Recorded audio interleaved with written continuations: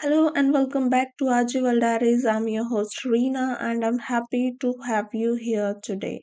So, today we are going to talk about something very practical, something that many of us use almost every day. That is English learning apps and tools. You see, when I first began my English learning journey, books and classes were my main resources. But times have changed. Now our smartphones have become little classrooms in our pockets. And honestly, these apps can feel like helpful friends, always ready, always available, no matter where you are. Let me share a few with you and how they have impacted me. The first one is Duolingo. I still remember the first time I opened the app. It greeted me with a little green owl, encouraging me to take just 5 minutes of practice, and it worked. The lessons are short, simple, and gamified. You feel like you are playing a game rather than studying. It's perfect for beginners who wants to build vocabulary step by step.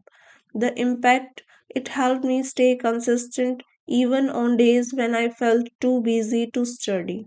Another tool I have found useful is HelloTalk. This one feels less like an app and more like a global community. Imagine being able to text or even voice chat with the native speakers from across the world. You correct their language, they correct yours. It's like a cultural exchange happening right in your phone. I remember having my first full conversation with a stranger in English here.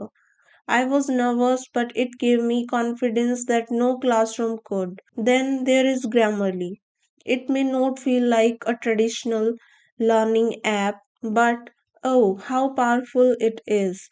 Whenever I write emails or notes, Grammarly highlights my mistakes and suggests better ways to phrase sentences. It's like having a private English teacher available 24 by 7. Over time, I started to notice patterns in my errors, and correcting them made me a better writer. And of course, there are podcast apps and YouTube. For me, listening to English podcasts became a daily ritual. I would listen while walking, cooking, or even cleaning. Over time, my ears grew familiar with different accents and my vocabulary became richer. YouTube, on the other hand, gave me lessons in real context, phrases people actually use in daily life. Now, here is the important lesson: apps are not magic, they won't make you fluent overnight, but they can give you the tools, the practice, and the confidence you need if you use them regularly. So, how do you make the most of these tools?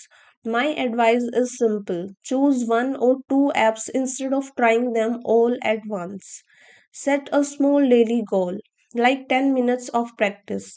Combine them with real life usage. Speak, write, and listen as much as possible. To practice your English, try saying sentences like, I use Duolingo every day to learn new vocabulary. HelloTalk helps me practice with native speakers.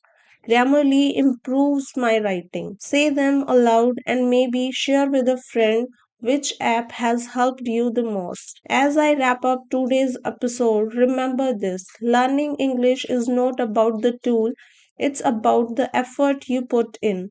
The apps are like maps, but you are the traveler. And the more consistently you walk the path, the faster you will reach your destination. Thank you for listening. Until next time, keep practicing, keep exploring new tools, and remember, the best investment you can make is in yourself.